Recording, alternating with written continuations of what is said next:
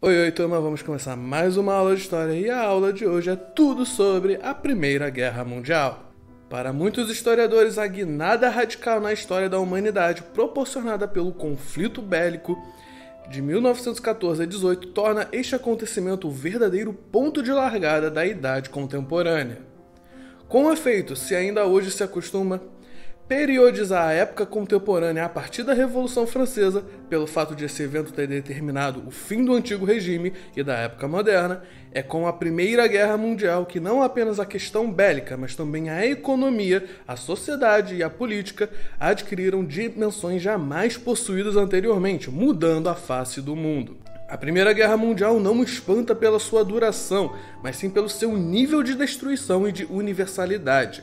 Europeus, japoneses, africanos, americanos combateram a mesma guerra e utilizando os meios altamente destrutivos produzidos pela Revolução Industrial. Metralhadoras, aviões e tanques representavam o triunfo da tecnologia e, ao mesmo tempo, a causa da morte de milhões de pessoas. O espírito peculiar do boom industrial, inimigo das limitações e eternamente lançado rumo ao ideal de uma modernização, sinônimo de progresso, mostrava, com a barbárie da guerra de massa, a outra face da medalha e empurrava a civilização para seu inexorável fim. Em 28 de junho de 1914, um estudante bósnio de nome Gavrilo Princip assassinou com 2 tiros o herdeiro ao trono do Império Austro-Húngaro, o arquiduque Francisco Ferdinando, e a mulher dele também, enquanto estavam atravessando no carro as estradas de Sarajevo, a capital da Bósnia, território que fazia parte daquele império multiétnico. August 1st, 1914. After the assassination of Prince Franz Ferdinand of the Austro-Hungarian Empire, the German Empire declares war on Russia. Because of established alliances, France is preparing for conflict. O assassino era membro de uma organização terrorista, a Mão Negra, que defendia a independência da Bósnia dos austro-húngaros e sua incorporação à Grande Sérvia, uma ampla entidade territorial capaz de abrigar todos os povos eslavos da região, liderada pela Sérvia, outro estado dos Balcãs que desde 1878 havia se emancipado do Império da Áustria. Isso foi suficiente para que a classe dirigente do Império Austro-Húngaro exigisse da Sérvia uma apuração sumária do episódio, enviando-lhe em 23 de julho um ultimato que os sérvios, contando com o apoio do Império Russo, aceitaram só em parte, acarretando na declaração de guerra por parte dos austro-húngaros. O Império Russo reagiu, declarando a mobilização das forças armadas, isto é, uma predisposição e colocação do exército ao longo do território da fronteira para encarar uma possível ação de invasão austríaca.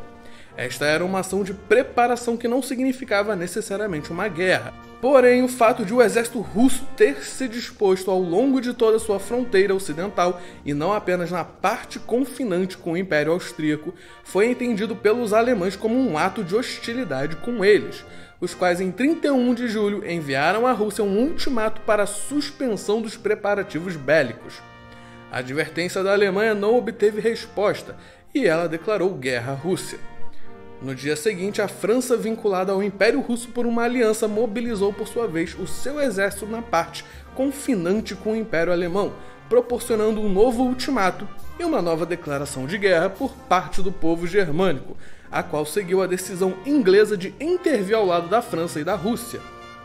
A Primeira Guerra Mundial da história, portanto, começou com uma guerra essencialmente europeia, entre a Tríplice Entente, composta por França, Grã-Bretanha e Rússia de um lado, e as chamadas potências centrais de Alemanha e Áustria-Hungria do outro, com a Sérvia e a Bélgica arrastadas no conflito ao lado dos primeiros pelo ataque, respectivamente de alemães e austríacos. Sucessivamente, a guerra alastrou-se, perdendo também sua exclusividade europeia.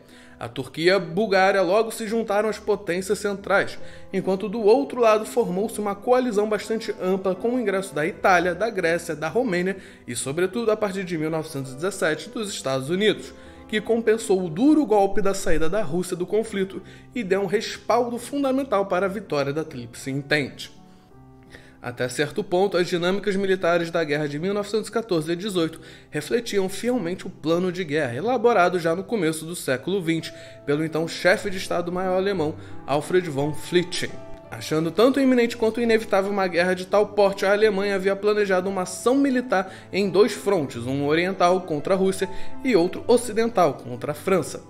Para os alemães, a guerra devia ser travada antes contra a França de forma rápida e arrasadora, para depois concentrar todos os recursos militares contra o Império do Czar, o qual seria muito mais lento em colocar seu exército no terreno, mas evidentemente dispunha de uma armada muito mais poderosa do que a francesa em termos de potencial humano.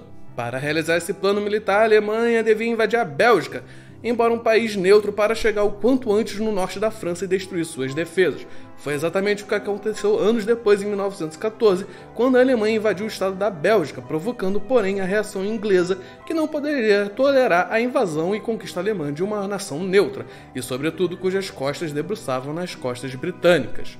A Batalha do Marne, iniciada ainda no ano de 1914, consagrou a derrota do plano alemão e o surgimento da Guerra das Trincheiras. A partir daí, foi planejada como uma campanha relâmpago e transformou-se numa longa e extenuante guerra de posição. A guerra ficou sendo travada num confronto armado estanque, embora incrivelmente sangrenta. A protagonista absoluta da Grande Guerra tornou-se então a trincheira, a mais simples e primitiva fortificação defensiva obtida mediante a escavação de uma cratera. Concebidas no começo como refúgio provisório na espera de uma invasão no território inimigo, com o tempo as trincheiras transformaram-se na sede permanente das primeiras linhas do exército, que as dotaram de arame farpado, de cubículos de coligação, de metralhadoras, tornando-se inexpugnáveis. A distância entre as trincheiras inimigas variava entre os 100 e 400 metros, mas podia chegar desde 5 metros até mais de 1 quilômetro. No meio, uma terra de ninguém, uma paisagem mais lunar que terrestre, proporcionada pelos bombardeios maciços que matavam a natureza além dos homens. A vida nas trincheiras, monótona e arriscada ao mesmo tempo, consumia na alma e no corpo os soldados, que ficavam semanas expostos à artilharia inimiga, às intempéries do frio e do calor, do gelo e da chuva, em condições higiênicas e alimentares péssimas.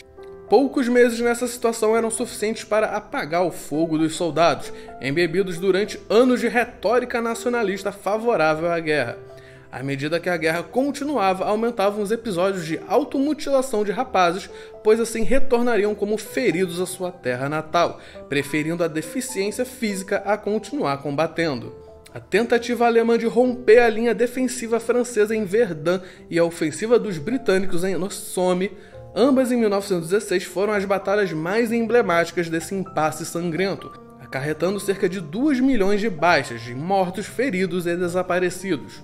O recurso generalizado ao serviço militar obrigatório, chamado alistamento obrigatório, permitiu a todas as nações colocar no campo de batalha exércitos em número assustador, jamais conhecido antes.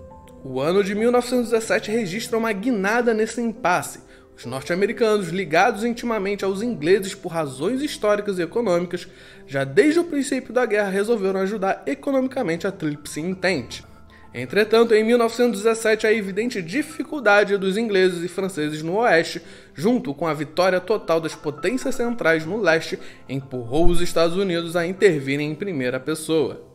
Com efeito, a sempre maior debilidade do Império Russo, abalado pelo conflito bélico, acarretou em 1917 a eclosão de 2 revoluções sucessivas em seu interior, a segunda das quais sancionou a instauração de um governo revolucionário de matriz comunista, que sem hesitações assinou uma paz separada com os alemães. A paz de Brest-Litovsk, do nome da localidade em que foi firmada, além de sancionar a saída da guerra dos russos, marcou também a perda de 1/4 dos seus territórios europeus, determinando de fato sua expulsão do velho continente.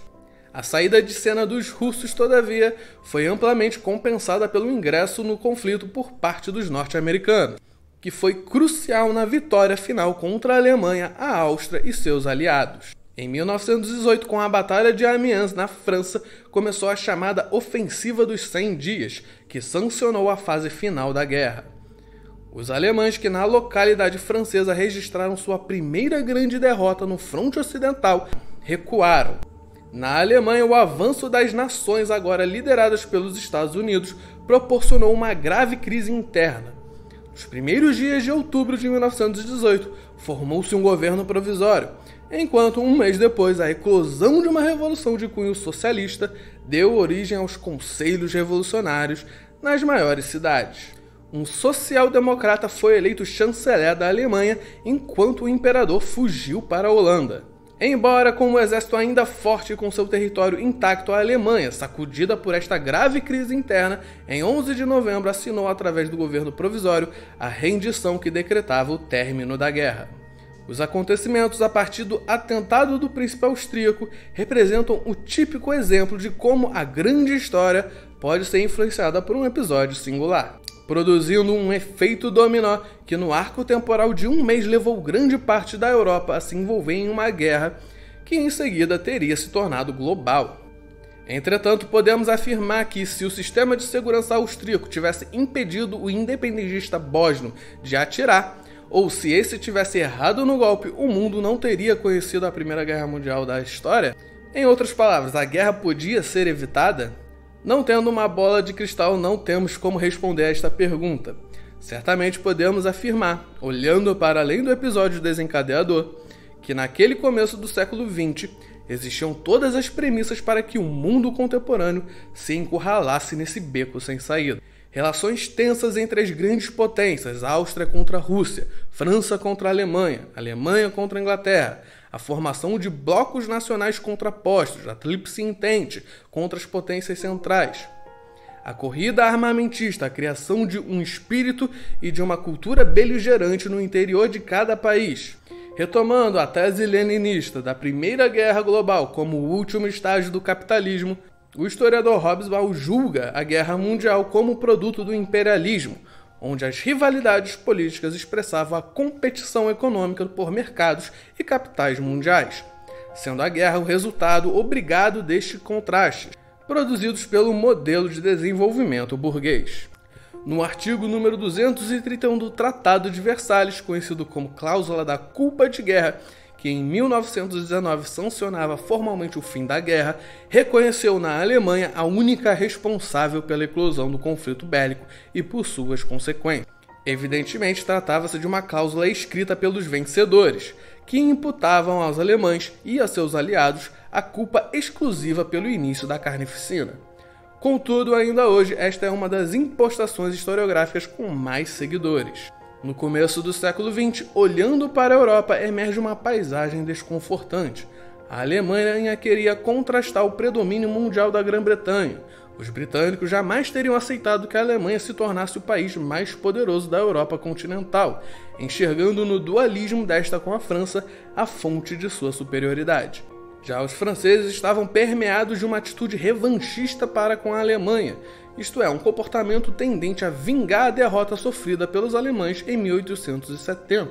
Para os austro-húngaros era vital defender a integridade de seu império, e a Rússia finalmente almejava expandir novamente sua influência na área turca. Mesmo assim, é impossível afirmar que a Primeira Guerra Mundial da história foi o resultado inevitável de algo já determinado pelas circunstâncias históricas.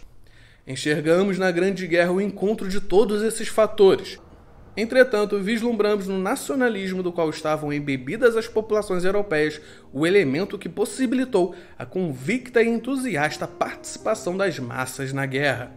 Ou seja, o componente decisivo para que os planos e desejos das classes dirigentes de cada país transformassem os interesses e as rivalidades que sempre existiram entre os governantes do mundo em uma guerra global e arrasadora.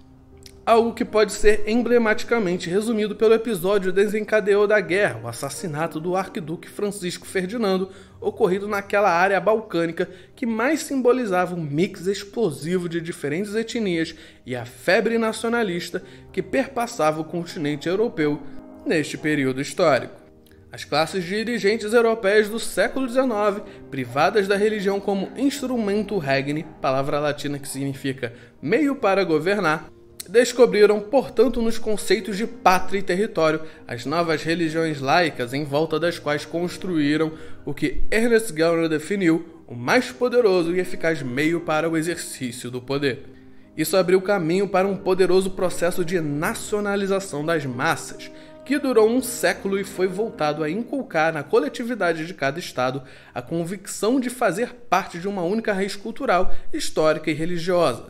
Um processo que, ao longo do tempo, corrompeu os conceitos de nacionalidade e autodeterminação como justas aspirações de povos desejosos de soberania e democracia, e criou uma forma de reconhecimento nacional agressivo e excludente, alicerçado na componente étnica que via sua afirmação na negação do nacionalismo alheio.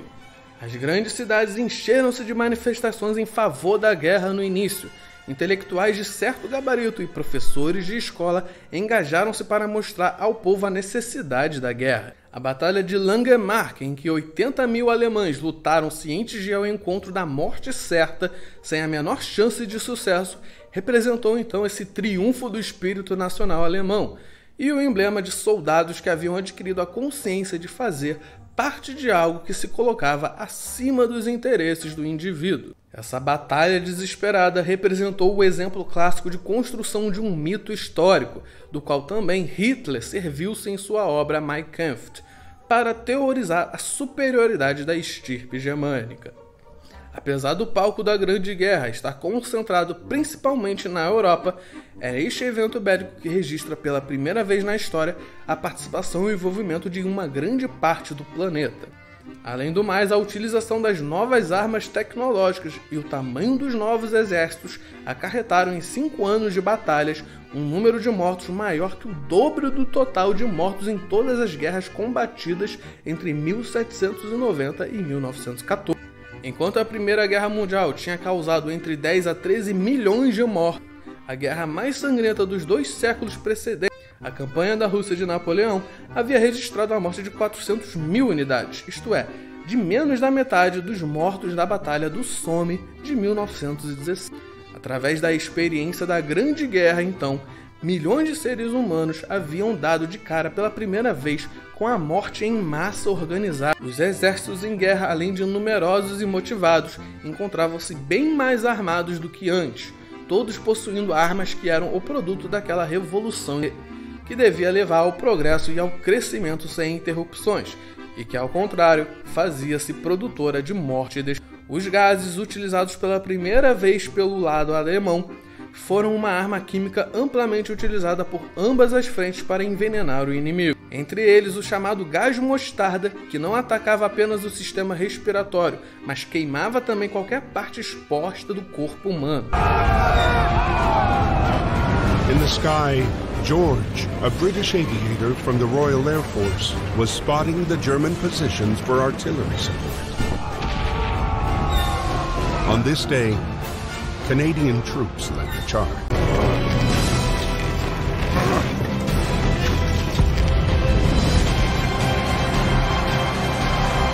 After so many failures and sacrifices, the Canadians finally managed to take the hill back from the Germans. The United States' entry into the war grew more certain by the week. The last letter from Freddie's younger brother confirmed his country's newfound eagerness to join the fight.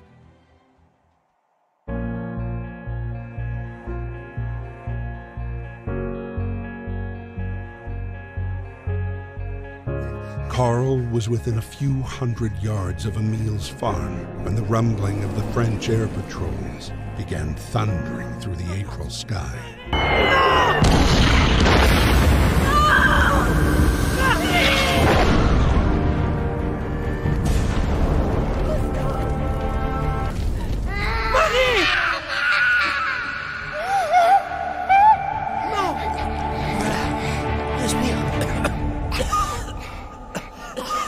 Reste avec moi.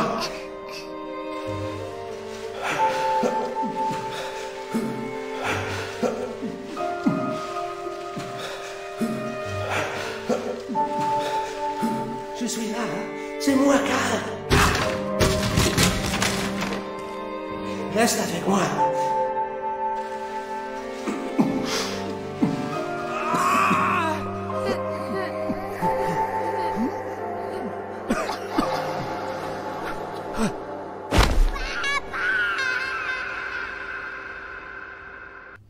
Aviões ainda rudimentares inauguraram os primeiros combates no céu.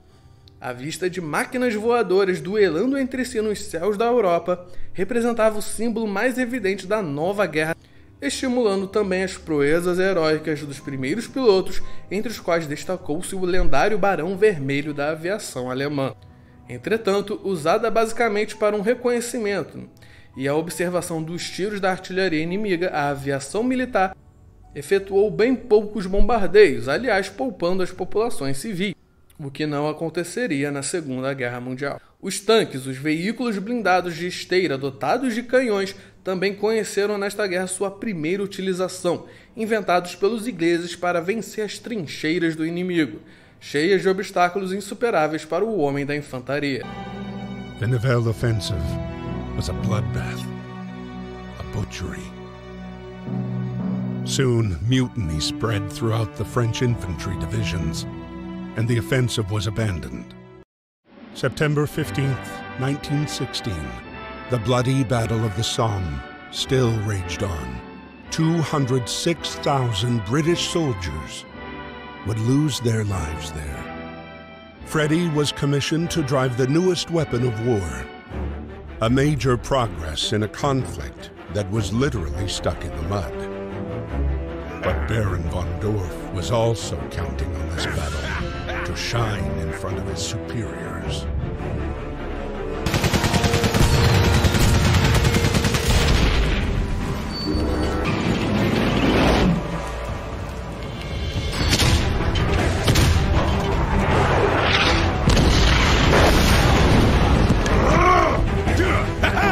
Zum Angriff!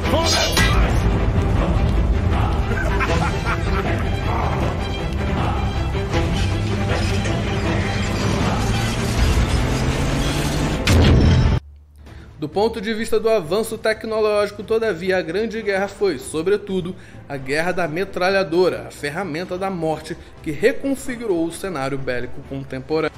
Sem dúvida, esta nova tecnologia capaz de explodir centenas e centenas de tiros por minuto contribuiu muito para a defesa das trincheiras, impedindo as manobras de grandes formações em campo aberto, próprias do século XIX. Entretanto, foi outra arma criada pela evolução da ciência e da técnica, o submarino, a exercer um papel marcante nas dinâmicas desta guerra, mais do que pela sua eficácia militar, pelas suas consequências na política internacional. Com os dois lados incapazes de derrotar os soldados um do outro, decidiram matar de fome os civis do adversário. Nesse aspecto, o submarino foi utilizado pelos alemães para estrangular as ilhas britânicas, mediante o sistemático e implacável afundamento dos navios que transportavam os suprimentos aos ingleses, e proporcionando a intervenção direta no conflito bélico dos Estados Unidos, que, como vimos, marcou a guinada do conflito armado. À medida que a chacina ia se prolongando, os horrores da guerra, com sua carga de morte, devastação e carestia, levaram a fenômenos de rebelião e contestação da guerra. A Primeira Guerra Mundial representou o batismo de fogo das massas na política, sancionando seu ingresso impetuoso na arena da política. No fronte, a proximidade da morte unia os soldados. A situação mudava pouco para quem não ia para o combate. Os operários, até então considerados inimigos da nação e subversivos, viram seu papel legitimado pelos governantes. Geralmente dedicados à produção bélica durante a guerra, de fato a classe trabalhadora participava com seu esforço para o sucesso da pátria. Os únicos partidos operários fortemente contrários à guerra, os da Sérvia e os da Rússia, estavam totalmente às margens da vida política de seus países.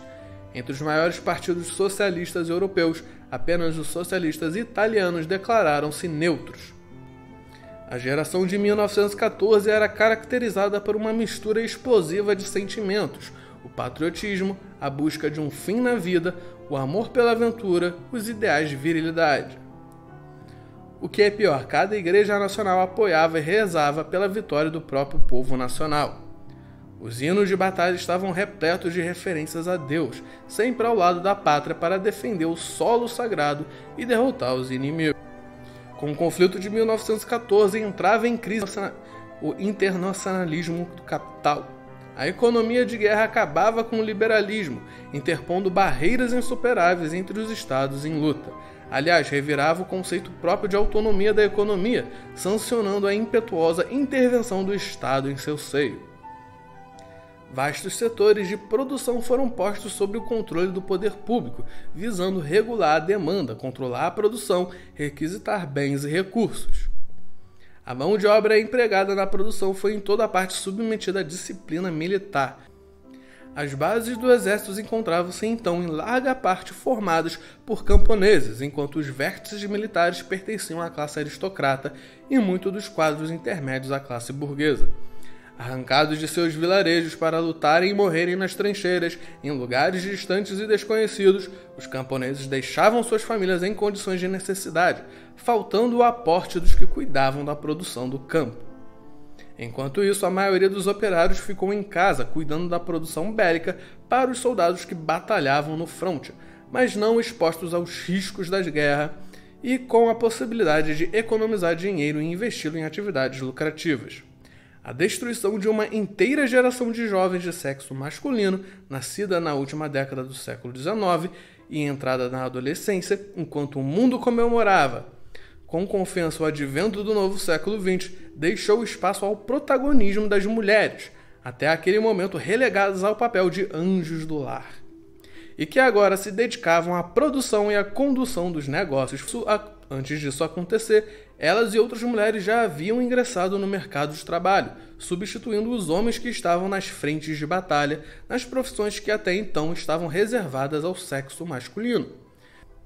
O Império de Guilherme na Alemanha, o Império Multinacional Austro-Húngaro, o Império Otomano na Turquia, o Império Czarista na Rússia, 4 impérios haviam acabado no final da guerra.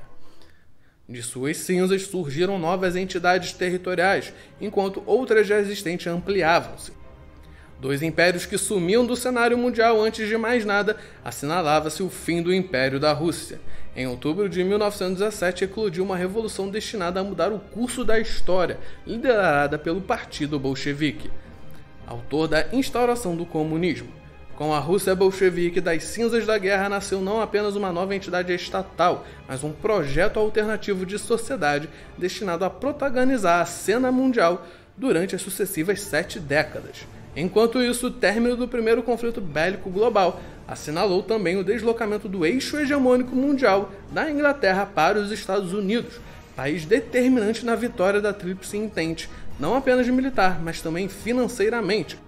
Se de fato o século XX é notoriamente conhecido como o século americano, é a partir do fim da Primeira Guerra Mundial que tal definição toma as feições de uma verdade aclarada. Embora representando uma revolução diplomática, o idealismo do presidente norte-americano teve de se confrontar com uma realidade muito diferente. Aliás, o Congresso de Versalhes, mais do que inspirar a construção de um novo equilíbrio entre as nações europeias, caracterizou-se por um evidente espírito de vingança por parte dos países vitoriosos, particularmente da França, com as potências centrais que impuseram condições de rendição altamente punitivas pelos derrotados. A Liga das Nações, esse novo órgão supranacional, pensado pelo presidente norte-americano Wilson para dirimir pacificamente os contrastes entre as nações, ficou muito longe de seus planos, revelando-se uma instituição privada de peso político e abalada desde o começo pela decisão de não incluir em seu seio os países derrotados. Além do mais, a economia de guerra havia proporcionado um mecanismo de produção enorme que não soube se limitar para as exigências do tempo de paz, acarretando uma crise de superprodução arrasadora. Se para muitos intelectuais o fim do conflito representou também o fim da ilusão da bela morte e da guerra como elemento regenerador, para a maioria daquela geração que saiu viva das batalhas, a Grande Guerra ultrapassou os traumas, as decepções e os sofrimentos por ela proporcionadas, para se tornar um evento lendário de sumo sacrifício. Sem dúvida, a história mundial do século XX existe um antes e um depois da Primeira Guerra Mundial. Além dos sofrimentos atrelados direto ou indiretamente às operações militares, a guerra produziu uma série de profundas transformações sociais, tanto que não se podem compreender a liderança mundial dos Estados Unidos no século XX, a Revolução Russa, o fascismo,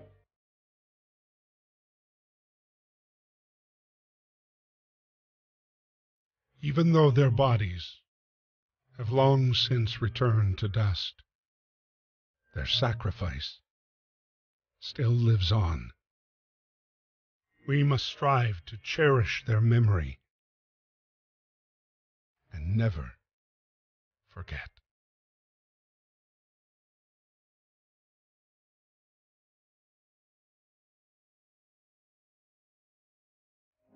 Então é isso, turminha. Terminamos a aula de hoje. Tchau, tchau.